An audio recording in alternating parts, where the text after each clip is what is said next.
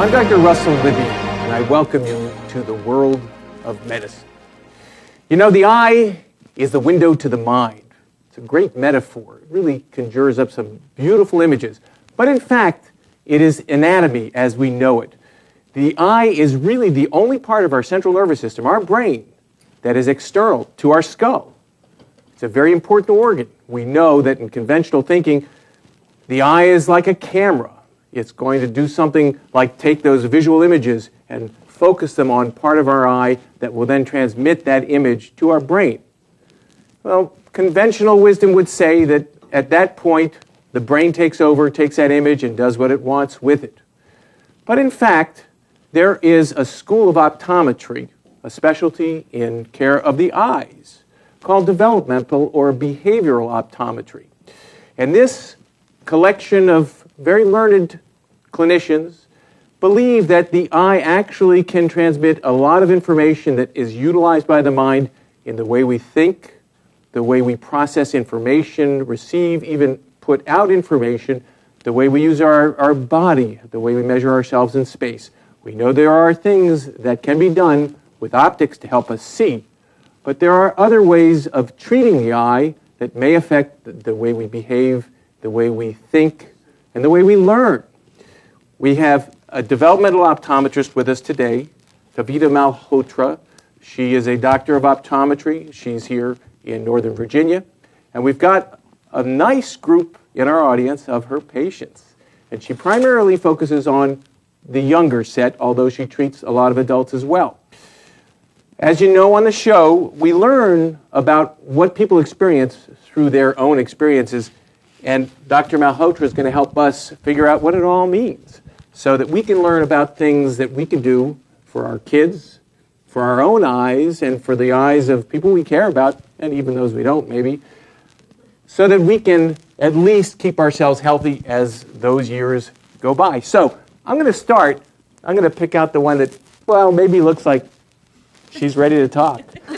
And I'm going to ask you, are you currently in vision therapy?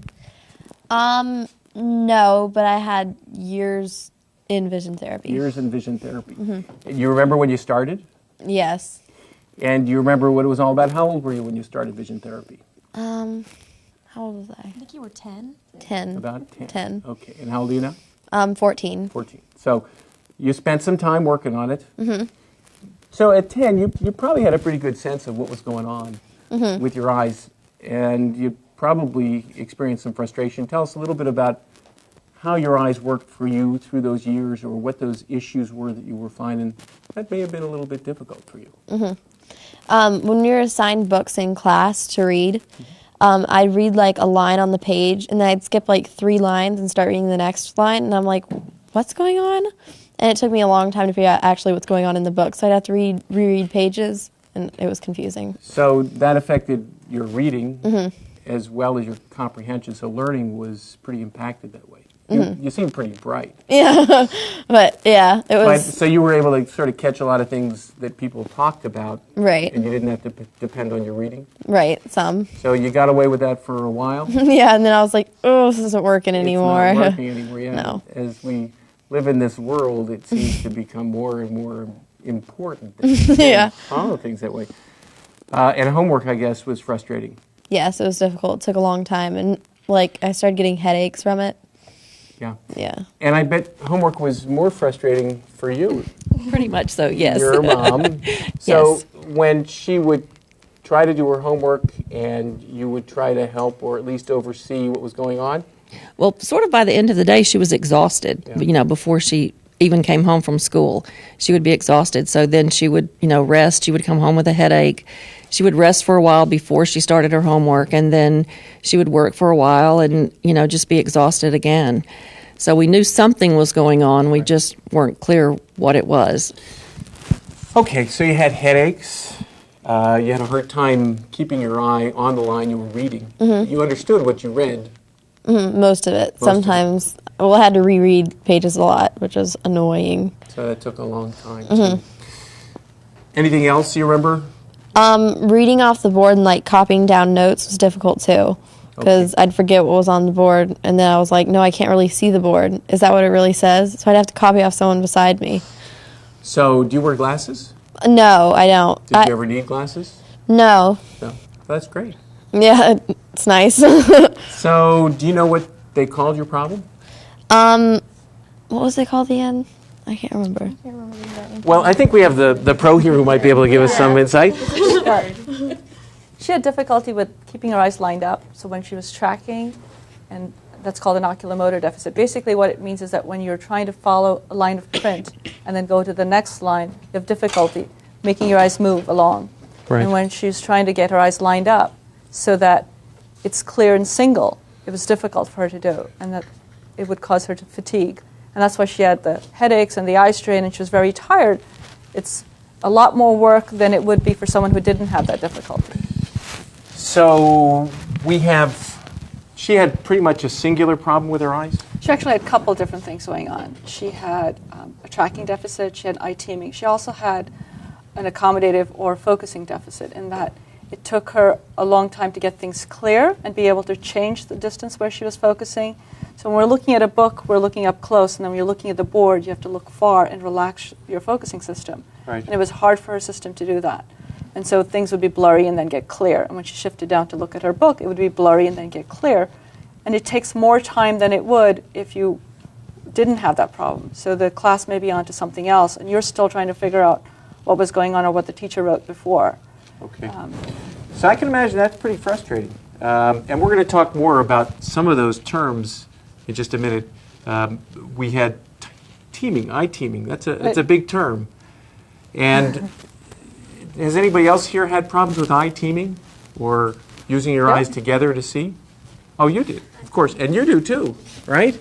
Well, tell me a little bit about that. I know you're here and Mommy's here too. Mm-hmm. Yeah. So do you remember when you had a problem trying to use both eyes together? Do you remember doing exercises or things to try to make it better? Yeah, you remember that? You remember going to VT. Yep. I don't think she remembers when her problem first began because she was just about 2.5 when she woke up one morning with her eyes turned in. Okay. So she had never had that prior to that time? No. Okay. And we did some patching and some other things, and none of that really worked. And right. We had her in glasses, and we couldn't get her eyes lined up. And some days they looked good, and other days they would be turning in, and it was hard for her to. She couldn't control whether they were turning in or not. And vision therapy was ultimately what got them straightened out through a long course of different exercises. And they work pretty well right now. Mm-hmm. Yeah. You need your glasses to do things far away or up close? Or both? Both. So you have what they call bifocal, so you can see from above. That's pretty good. Exactly. You know what you need. And we had one other who had been talking about or indicated that you had some problem using your eyes together. Yeah. Like, one of the things I remember, like, hugely that was such a problem was, like, PE, like, playing sports and having, like, to catch balls and throw things and, things like I just couldn't do it. Like, and, like, I remember for a long time I just thought I was just, like, dumb or just, like, uncoordinated, Yeah, exactly. Right. Yeah, exactly.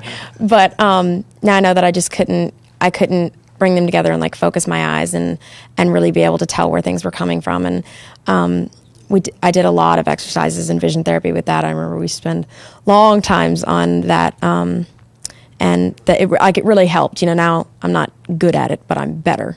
You're better. Yeah. At least you're not embarrassed. Yeah. Right. Yeah. That's good. And now it's just nice also to just like know what it is and know I'm not just like dumb, but like there's actually a problem there that we can fix it. That's good to know. And it's helped, yeah. Yeah, and I think that's great. When we talk about eyes working together and them turning in, now it's pretty atypical that somebody at 2.5 would have that all of a sudden happen. When we talk about, people see babies and they have eyes that sort of wander, they don't seem to work in a consensual manner, like they're both focusing in the same place at the same time. Or, after they've been looking at something for a while, you notice one sort of drifting in or drifting out. Tell us a little bit about what that is and when it starts to be something we need to be worried about. There are a couple different forms that it shows up in. One is where it's congenital or you're born with it. So that's before 6 months. And if you see then, reasons for it could be different than if you see it later on. In Cece's case, since it came later on, it's more likely because of her focusing or our ability to get things clear. And as she was trying to get things clear, it caused her eye to drift in because she's farsighted. And that was part of it. But the other part of it was just control over her eyes. You typically see it a little bit sooner than that if it was purely just the focusing system. But it may have been there some of the time, and it just got more frequent, and that's when the parents noticed it. Oh, her eyes just got exhausted. Right. Couldn't keep it up anymore. It also depends on how much close work or near activity you're doing, and so, or if you were tired or had a fever the night before, and then you woke up, you have less control. Does anyone here have amblyopia, or that term ring a bell for anyone? I know that's the ultimate goal, is to avoid that with kids. Right.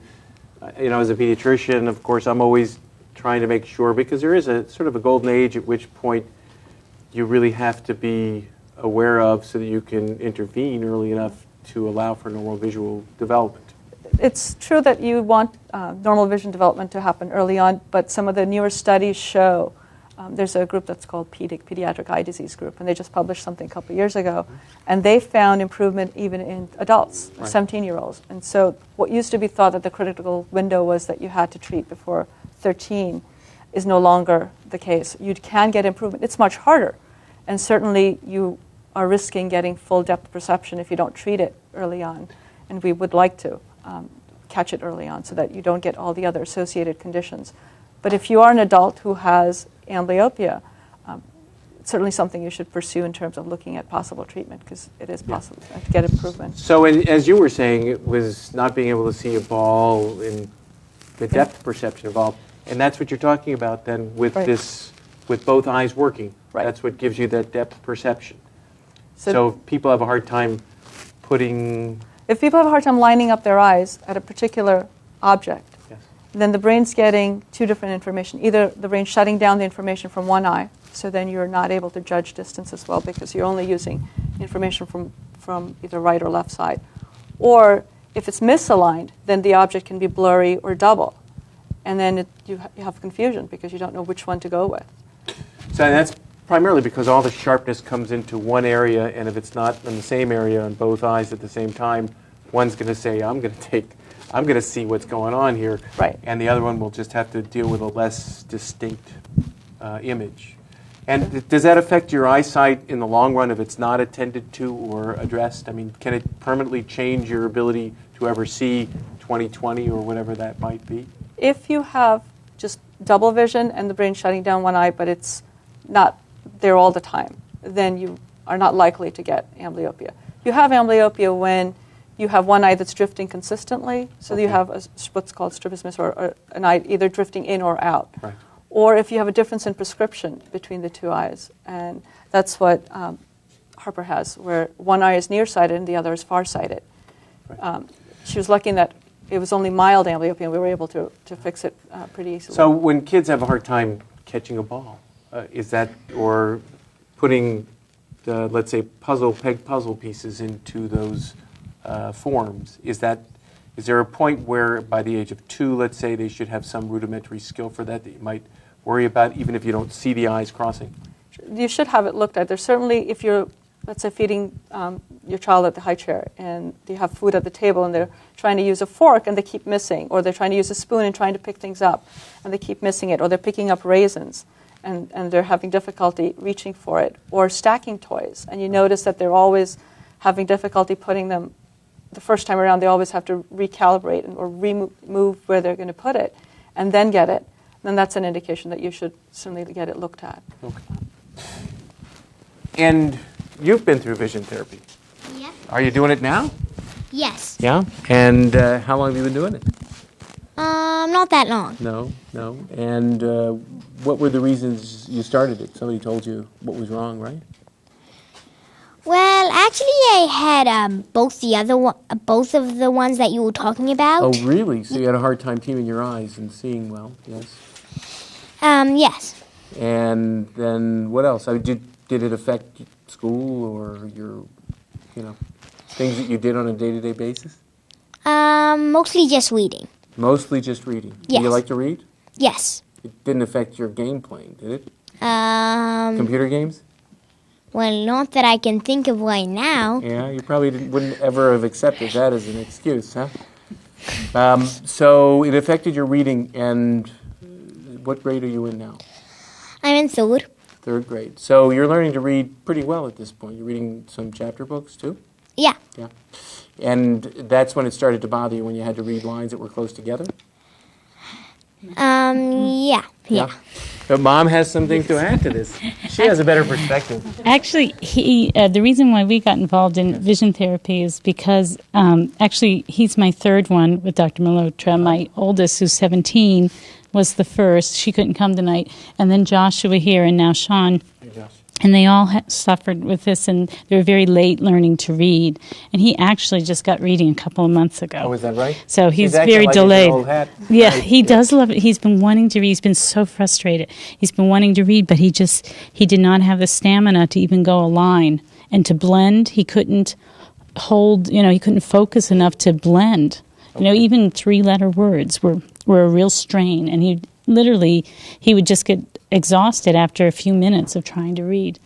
And this just changed a couple months ago. I mean, it's miraculous. So do you wear glasses, or is this just from you learning how to look at the lines when you read them? I definitely don't wear glasses. No, okay. Well, that's good. At least we know that's for sure. Do you have a problem with your eyes, Ethel? No, Did you ever have a problem with reading? No, I learned to read when I was 4, before I even went to school. Oh, no, is that right? but my husband, he doesn't wear glasses either, and he's got good vision. But he didn't learn to read till he was 8. So I don't know if it must be genetic in some way, since 4 out of 5 children are suffering from this in my I family. would say you have a pretty good case for saying it's genetic or Yeah. hereditary in some way or another. Yeah, And they're all similar kinds of problems. yeah. Now, was he ever pegged as learning disabled or? I Having don't a know hard time? because we homeschool. Yeah. So I don't know. I do have my older children were. Yeah. So, but then I took them out of school, and we've Was that been part of the homeschooling. reason? Well, it was in a way, because I didn't want them to get labeled, and I wanted them to sort of bloom in their own time, and I didn't want the pressure. And I'd seen it happen to my nieces and nephews who had struggled with the same thing. So it is genetic, because my nieces. Sure would seem that way. Yeah, and so I thought, I'm just going to bring them home and see how we do at home, and then it turned out to be fine. So, but the vision therapy has been a godsend, because it really, he was so, all my kids were so frustrated wanting to read. Their friends all read, and, we'd sit there and work over our phonics, and it wasn't like they didn't know their phonics. They knew their rules and such. They simply couldn't do the physical act of reading. Right. So the physical act of reading, and of course, then once again, you get the homework, and it's even more frustrating, because then the product, the output, and ultimately the grades start to suffer significantly. And things like handwriting even are affected. Like they couldn't learn to handwrite very well. That was a struggle. So yeah, and copying things, not having confidence in drawing. Right. It affects a lot more. It's a much subtler thing. It affects a wider variety of things than you would think. Okay, Dr. Malhotra, tell us a little bit about what we're talking about here. Obviously, we heard that it's some of the same, the convergence and... Again, he had difficulty lining his eyes, and when he was looking at something up close, he was actually seeing double, all the way up until about 8 inches away from him. And so if you're holding a book and you're seeing double, it's very confusing. And it takes a lot of effort to try and keep your eyes lined up. And so it's exhausting.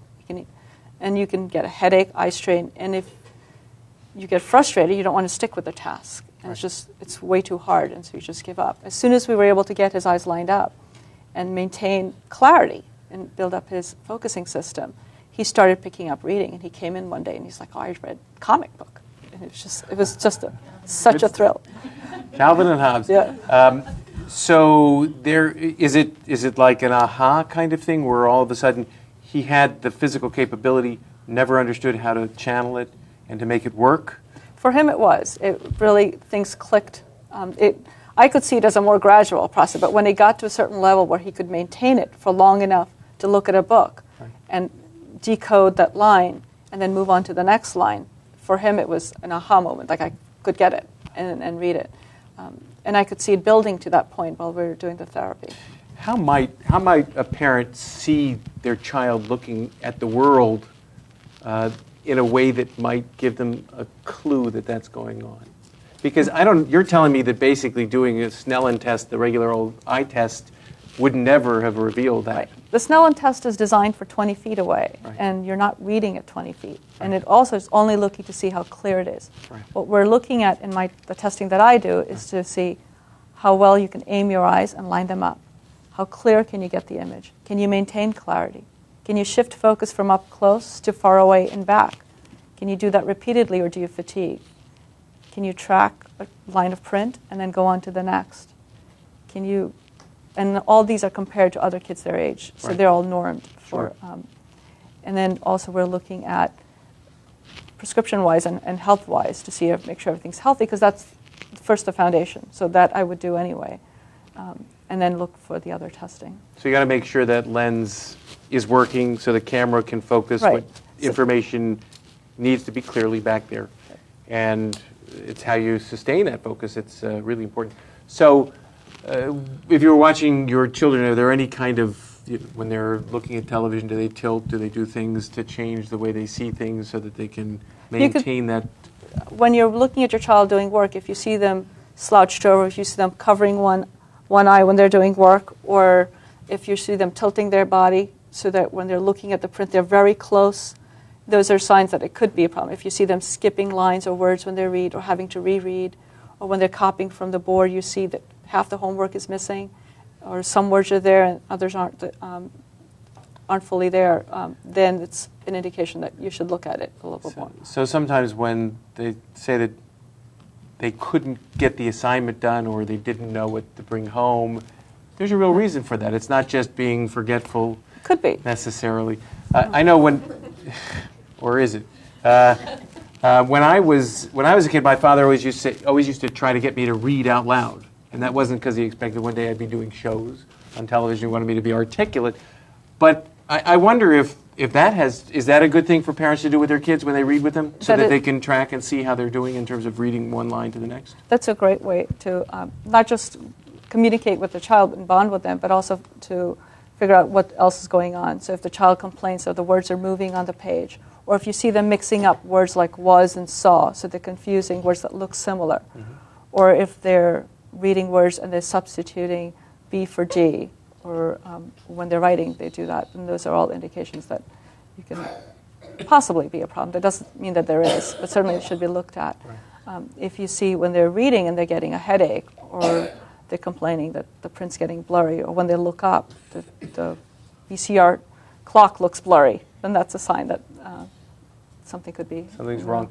You know, it's one of those kinds of things when you're a kid, you sort of live with what you got. And it's amazing to see people with disabilities, the fact that they will just go on through life assuming that that's normal for them. But it's not necessarily as good as it could be. Now, you're a Redskin, and unfortunately your season's over, but tell me a little bit about your vision therapy. Did you do some vision therapy? Are you doing it now? Yeah, only my left eye is working Oh, your left eye works normally, yeah? And How about, do you have problems in school? Do you go to school, or you got a job now? at school. You're in school. That's good. Don't quit. Keep it going. That's great. And what grade are you in? Fourth grade. So you've got a lot of demands going on at school. A lot of math, a lot of reading. Yeah. Are you doing okay? Yeah. Yeah. And what were the hard things that maybe you needed to work on to get your eyes working better? Were there things that happened in school that you thought were difficult for you? That the vision therapy is helping some? Yeah. Okay. What kinds of things were they? Do you remember? Or they're so better now you can't even remember what they were? Reading. Yeah. Did you have a hard time seeing the words or staying on the page and knowing what you're reading? So that was hard. How about you? Pardon me? I was just going to say, Jamie had a lot of trouble refocusing from distance to close. And when you have a kid that he also is diagnosed with ADHD, So when you have a attention problem and then it takes you longer to refocus at a, to look up down at a book, that he would get frustrated or just lose it, and he just wouldn't want to read on his own, and I would have to sit with him and keep him focused, or he would skip a line or something. But now he'll sit and read by himself, and he's doing much better in school, and even his memory has improved quite a bit. He was having a lot of trouble just remembering facts about science or social studies, or even what he read, comprehension, and that's one of the biggest things I've seen with him. So we're hearing some interesting things. I know the one thing that you were talking about before is something people might think of as dyslexia, Right. where you're having, what people sometimes think of, it's only letter reversals, but it's a real dysfunction in your ability to read the written word, basically. And I mean, there are lots of different descriptions as to what that means, whether it's the visual, the integrative, or whether it's the sound or the sight of the word, whatever that might be. But so you have a learning disability very clearly, as that is considered. You have someone who is pretty active. He's got more to say. Is that what you want to say something? What? Did you want to say something else? No? Okay. I thought you waved at me to do that. Anyway, so you have someone who's been identified as having a hard time sitting still. Right. Which you can observe. And someone who has also been inattentive for a reason that may be more than just that impossibility with sitting still. And then someone also who says one eye doesn't work. Is that true? When he does work up close, he tends to shut down one eye. So it's not that it's not open or he's not seeing 20/20 with it. It's just when he's doing work, he tends to shut down one eye so that the information isn't going in. He also had a problem with lining his eyes up. And so when he was working, it was very hard to keep it lined up. And so it was frustrating and tiring. And so he would fidget or get distracted because there's something else that's much easier to do than sit there looking at a page, which is difficult to keep clear and single. And he also had memory, visual processing deficits, which I look at, which in his case was visual memory and eye-hand coordination and form perception, which is looking at something and being able to recognize it. So that's looking at a word, and next time you see it, knowing it's the same word. And if that's a problem, even if you've decoded one word, if you see it again on the same page, it's hard. It's like it's a new word. Right. And that would be considered a dyslexia of sorts. Is dyslexia something that is in the family? Anybody else? Actually, yeah, both the grandfathers have told me now that we've discovered this, that they both had a lot of trouble reading. He actually seems to have some trouble with dyslexia. Jonathan just started vision therapy, and he gets letters backwards, and he'll read words backwards, or he'll skip a word. So we've just started with him. But yeah, it seems to be running through the family. He looks like he sits still a little better than his brother. He does, yes. Yeah. But the teacher has complained that he's very fidgety at school at times, and I wonder if it's just that he's not able to see. He's not cluing in very as well as he could because it's hard to stay on the right. there. It's just, yeah. Right. So there is that bridge there where you can have multiple disabilities that are more or less additive. I mean, one makes the other one worse than it was in the first place, and that's true. And just because you have one problem doesn't mean you can't have another. Right. But dyslexia is kind of like a catch-all phrase, and there is true dyslexia, where it is really neurologically based. But you can have other conditions that mask it. So if you have a problem with tracking, it can look like you're reversing letters. But really what it is when you're scanning, you're not scanning smoothly from left to right. And sometimes your eyes scan the other way. And so it looks like dyslexia. Or it could be difficulty with knowing your right and left concepts and then being able to project that onto space. Because if I look at a chair, it's a chair no matter if it's upside down or right side up. And then when the child gets to school, they're looking at a B and say, okay, that's a B. And if it's going the other way, it's a D. And for them, they don't make the transfer.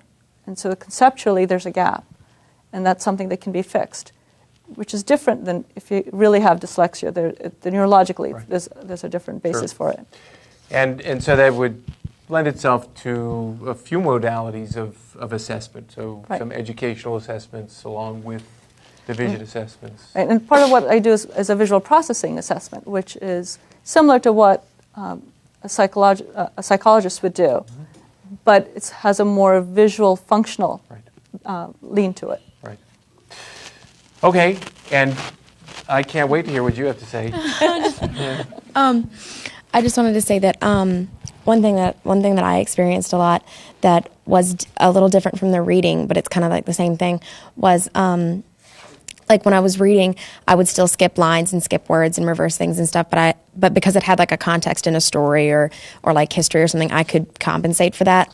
But one thing that really, really affected me was when I was doing math, because math doesn't have like a context you can put something in, it's kind of black and white. So like, the greater than or less than signs or numbers, like everything, I would flip those. And so I would, do the work right, for what I saw, but that's not what it actually said because I was reversing everything. So my math grades, especially as I started to get into like algebra and geometry, were really starting to slip.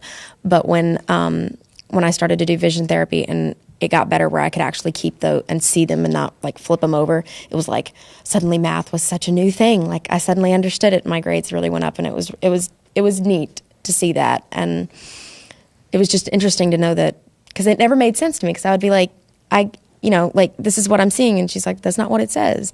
And it never made sense. Plus signs and multiplication signs got kind of crazy. Confused, yeah. Yeah. And Or even the division sign. Right.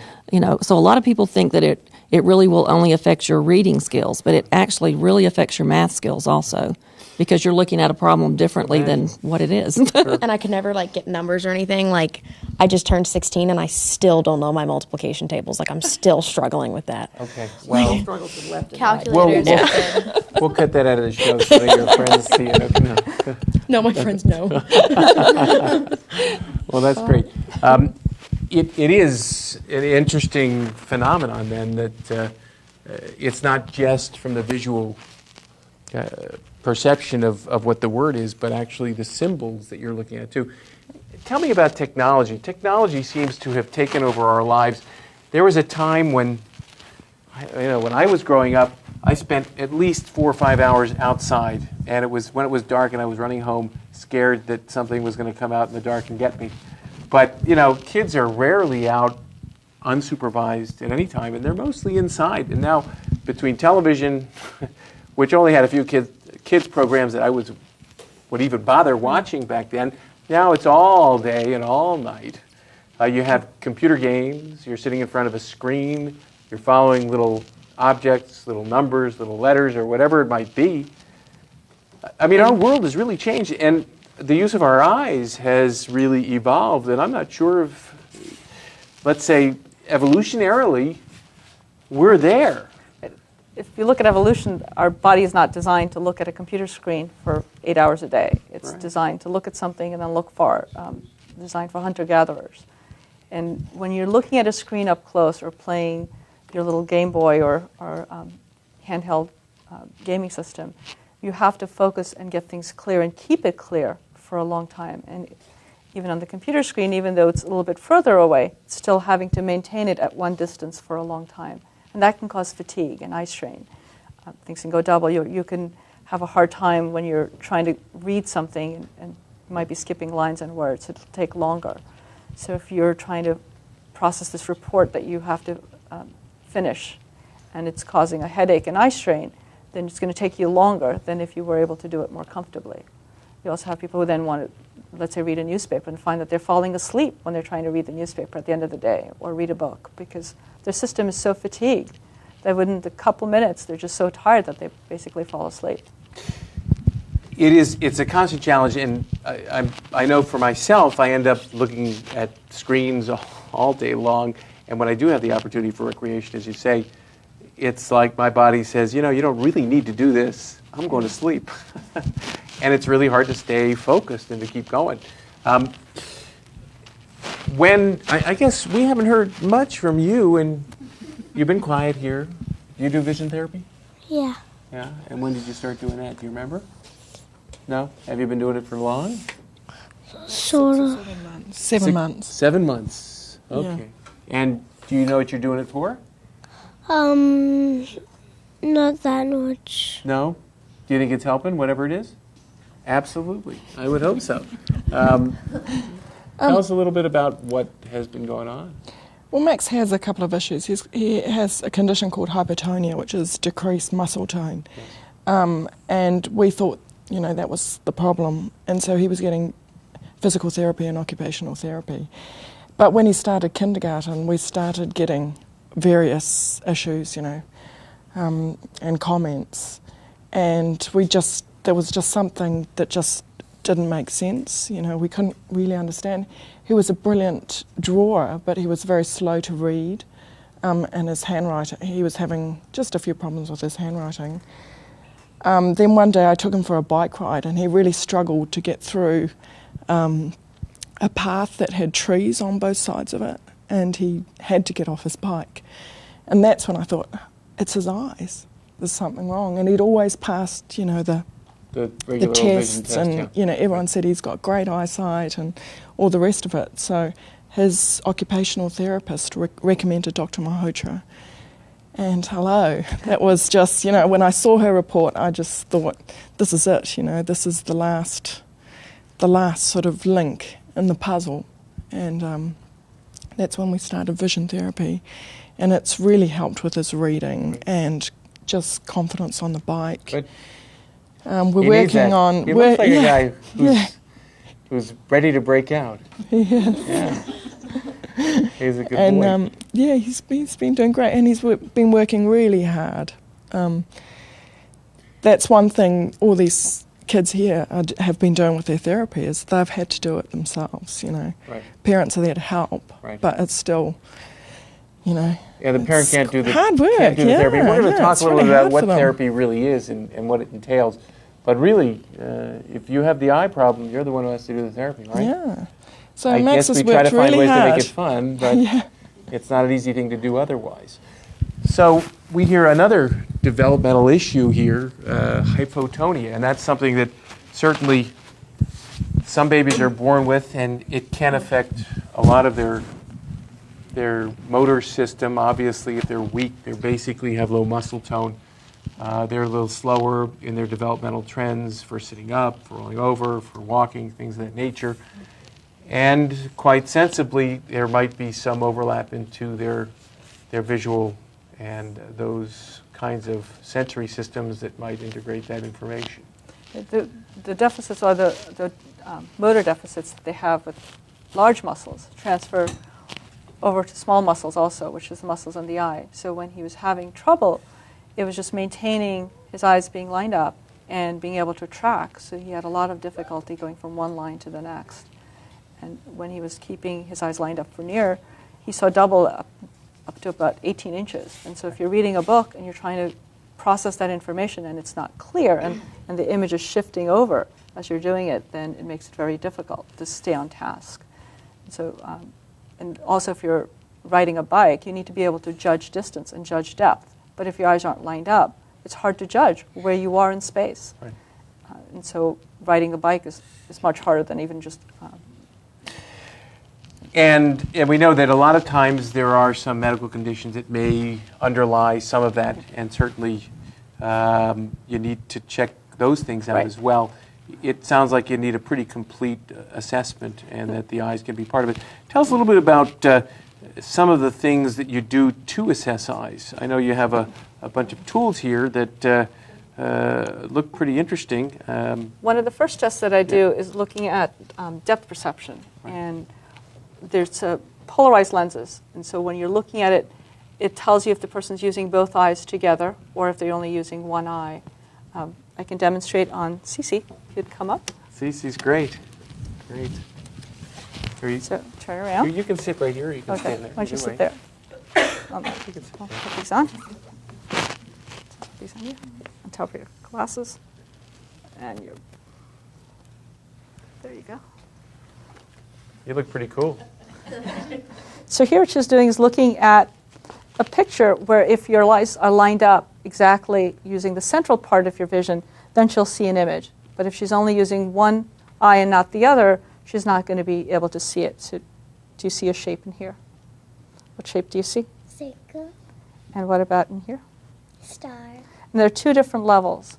And this is a little different than some of the other depth perception tests, like the fly that some people are familiar with. And the fly, still, you can get some of it if you're only using one eye. But this one, you have to be using both eyes to get it. And that's the difference. here what you have some pictures, and on this, if you are only using one eye, you can still get some of that. And so that's the difference in terms of the testing that I did. So this is binocular vision. This Right. is making sure that you have both eyes looking And that you're getting lined depth up. perception. And it goes Right. down, and that normally, you can start where? Well, I know we started at my office at around age 3. right, and there are tests that you can do even for infants. And what I have them do is match a picture. I won't ask them solely, what is it? So I'll show them a picture of a couple of choices, and then, for example, here, so which one looks the same? So you can do this in a 1 or 2-year-old, depending on the child. Right. And then you also have another machine that actually will use some kind of light feedback that will then computerize a readout from that. Right, and what I can do is look to see how well the eyes are teamed up. Right. I'll take So what this. else? You have some other interesting Yeah. things there too. One of the other, I'll take those glasses, Cece. Okay. One of the other tests, which is very simple, and it's used to give a lot of information to see how well the eyes are lined up. Right. And that's called near point of convergence. So if you're looking at this, as I bring it up, tell me if it changes in any way. And I'm watching her eyes as I bring it up to see, and I observe whether or not she's lined up as she does it. And if I repeat it and I see that the eye drifts out, then that's a sign. For example, if I did this same test on one of the children who had convergence problem, I'd see one eye drifting out. So it would get tired and just not sustain. And then not be able to sustain. And if I repeated it, for example, with Max, the second time I did it, he saw double all the way up to here. And so that tells me that if you're reading for a while, it's hard for you to maintain alignment, and that it's fatiguing and tiring, and that could be one of the signs. And what I will then do is look to see, do you have the amplitude to maintain alignment? And what I use is a prism bar to measure, to see whether or not the patient's eyes are lined up. And I can, if you look at that, I don't know if you can get a shot of her eyes as she's doing this. Just swing over. We can do it this way. That's good. Face me a little bit more. Right, go. Face. Look right at that target. Look at the picture right here. Okay, while you're looking at that, tell me if it changes in any way. And as I increase the prism, I'm watching her eyes to see if she can keep it 1. And when she doesn't, you'll see her eyes. See there, she had double.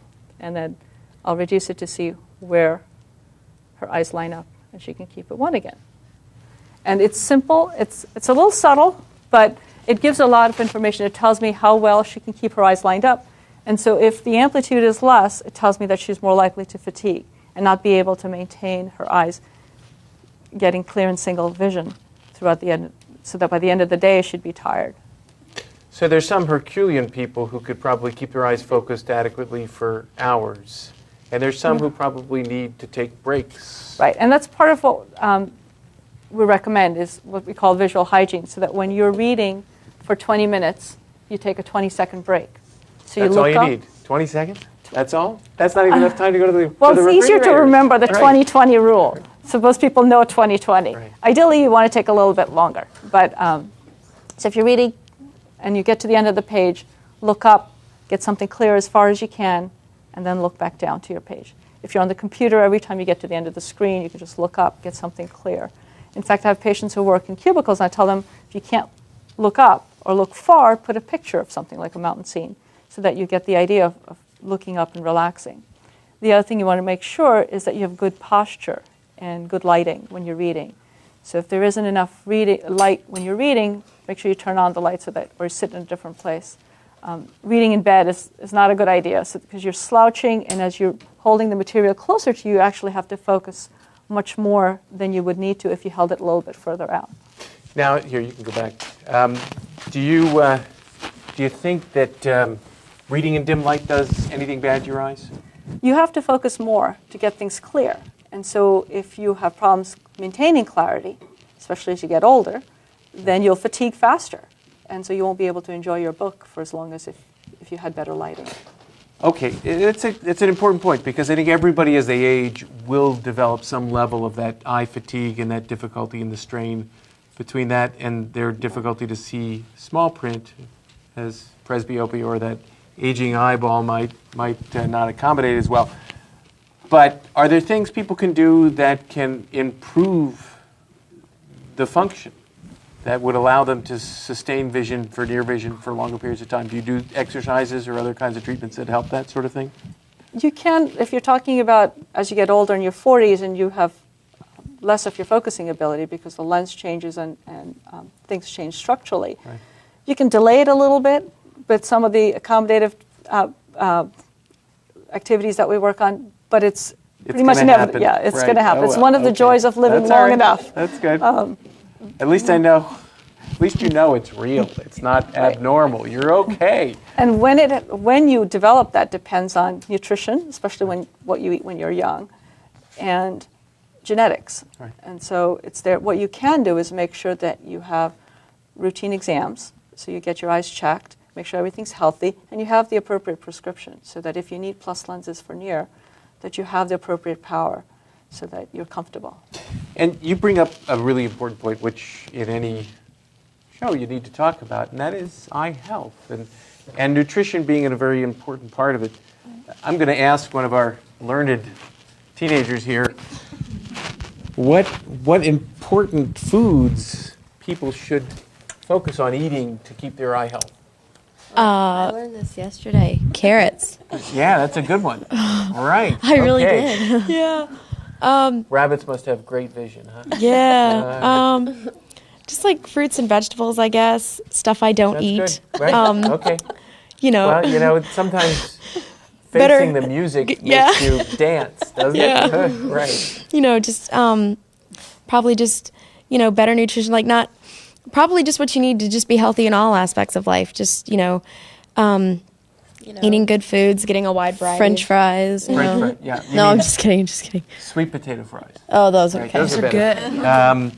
So, obviously she hit on that in vegetables, but tell us a little bit about what good nutrition for your eyes can be. I know that there are issues when you're an infant that are very important, but as you grow and you get older, what are some of the foods people should focus on eating? It's good to have a well-balanced diet because the body absorbs better from food that you eat naturally versus a pill that you would take in. But certainly having omega-3 fatty acids and DHA and lutein is shown to be beneficial to the eyes, and as well as vitamin A. But again, if you're taking an omega-3 fatty acid supplement, you also want to make sure that it's mercury-free so that you're not ingesting other toxins. So what you're talking about, obviously, is fish oil. That's a big one. And we know that in the developing brain, those visual areas are very much rich in those omega-3s. You get them from your mom, you get them from breast milk to a great extent. But if you're formula fed, now they're starting to add them to formula. But as you get older and you end up really not necessarily having the healthy fish, and you got to be careful about eating too much fish because of those mercury contamination. So sometimes finding a way to get that omega-3 is important. So especially if you're having eye problems, it's certainly something that sounds reasonable. The other thing, of course, to protect your eyes as you grow, do you recommend people all use sunglasses for their babies and kids? I think sunglasses are a good idea. The sun has UV rays that the eyes absorb, and when you're young, your pupil's actually larger, so you're actually getting more of it than when you get older. As you get older, the pupil size does change, and so you want to be protected. You want to make sure the baby has a hat if they're not willing to put on the sunglasses, which often kids will just take and fling across the room. And yours, too, they get their hands on, I'm sure. But then having a hat with a wide brim would be useful. As you get older and you're outdoors, make sure that you have sunglasses on and that they have the UV coating on them. The UV protection. Right. So that's important. And, of course, if you play sports, and you're playing some sports now, it doesn't sound like you've gotten that much into it, but certainly you have to wear the right kind of protective eyewear. A lot of people really don't pay much attention to it. You watch hockey players and they're not wearing anything over their face. It's a scary sort of thing. When you go about evaluating, as you showed us a few of the things that you do, you then will evolve into something where you do actually treat people. And tell us a little bit about how you approach the treatment. I mean, how can you look at them. They're so entertained. They're so enthralled. How do you keep your interest in the eye therapy? I mean, are there games? Are there fun things? Tell me how it works. Well, for one, it means you'll be able to read more. And So you're inspired. yeah, That's good. and Do you remember if there were any fun games? Or yeah, there are fun You've done it games. for a while. Oh, It you wasn't haven't the done it? most fun I had, but it was far from boring. It was far from boring. So there was a little challenge there, and you were up to the challenge. Yeah. Okay, well that's good to hear. And do you enjoy doing some of the treatments? Yeah, they're fun. Yeah. So you don't get too bored. You don't mind doing them. Yeah, no, not at all. Yeah. And do you do them at home too? Yes. Yes, of course. All right. Okay. Well, and you wanted to tell me about your treatments? Yeah. Yeah. Tell me about it. Because I do my homework at home because it's very helpful to help your eyes focus. Tell them your favorite one. Which one do you like to do? The bug on the string. Oh, you like the bug on the string. So you're doing your eye exercises at home, and there's some that are pretty much fun. Now, is this a pet bug that you've named? No, it's an eye therapy thing. Ah. It's a long string with Green and red. a green, red, and yellow bead. Okay. And you were anxious to tell me. Yeah. About all the fun you had doing your eye Yeah, therapy. like I really like looked forward to VT. Like it was really fun. Like there were always this new like exercise or something, and there would be these different levels sometimes. Like I remember I don't even know how to describe it, but it was kind of like a mini projector, and it would project these different films, and I'd have to pull them together. Like I remember there was like a clown, the clown, and we would have to like pull it together, and it was always funny because that thing, she's got it in her hand. Okay, there we go. And so it was always something new, and like I remember she made it really fun, like having to see how much, like see if you could do better, and like every class I would have to try to do better, and it was just fun, like kind of a competitive, kind of like competing against myself to break my own record. And So I see you're separating it fun. there. Yeah. So the idea is that as I Oh my separate gosh, it, you we have would to do bring that your for- eyes, you have to aim your eyes at the right spot Right. to make the image one. And so you either aiming them back here or aiming them up here. So if, let's say the patient was here. So either bring them closer in or bring them further away and keeping it lined up. And so that builds amplitude or ability and stamina to keep your eyes lined up. And then we work on flexibility also. So when people come to, okay, you got to tell me what you're thinking. Yeah, but you've been very patient. Thank you. I like the games. You like the games? Yeah. Are they computer games, or are they just play games? Or? The game like where you like time yourself. So you like to be Like challenged too. the button. Lights. Is that what you're talking about? Yeah, in the ball game where she like says like middle, right, left, middle, right, left. That's the Okay. So it sounds like you like the challenge of following directions, which I'm not sure that you don't like to follow directions always? No, I like games. Oh, you like the games, okay. It's all relative. It's all relative, yes. There's a big board, and that has little lights, and then he has to touch them, and the quicker he touches them, the higher the score. Okay. It's something that even athletes use to work on reaction time and work on eye movements with it. I also have a ball that's suspended from the ceiling, and there's a bar, and he has to be able to track the ball and hit it with the bar at different parts of the bar, and that's the left, right, middle. that he's So talking about. in a typical course, you will do an evaluation that will take how many visits, how much time does it, as a typical evaluation take? The initial evaluation, if I dilate the patient's eyes, takes about an hour and a half. The drops take about half hour to take effect. And so that half hour, and then about an hour's of testing. And then if warranted, I'll do a visual processing evaluation that looks at visual memory, right-left concepts, and that takes about an hour and a half. So that's more of the educational. Right, and so it's two separate visits, and not everybody needs the second visit. Right.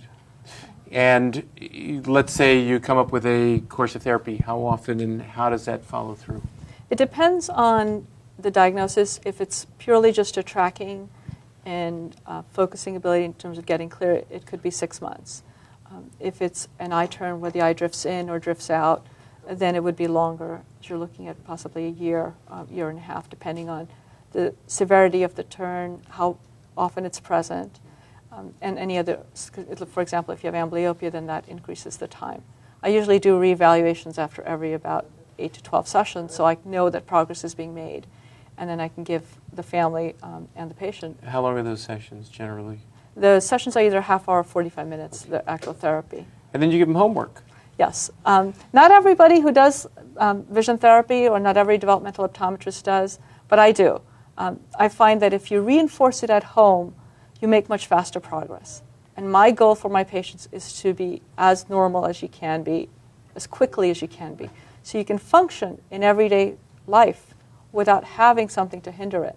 And so if it means 10 minutes out of your day to work on it, and I know that parents have a lot going on and kids have a lot going on, so you may not get it every day, but if I tell you 7 days or 5 days, you're more likely to do it 2 or 3 days. Right. So our goal is always 7 days. Right. And then if the children do it 7 days, they actually get a little prize. And if they do at least 4, we have a sticker chart system, and they get 3 stickers. And when the sticker chart fills up, they get a prize. And it keeps them motivated. You must have to get some pretty good prizes for teenage girls, I'll have to say. Oh, you missed the prizes. I see. Well, as you can see, it's you've got a dedicated group of patients and parents, and it takes a lot of work, a lot of effort. There are a diverse group of disorders or problems that people have with their vision that may be amenable to evaluation and treatment with a developmental optometrist.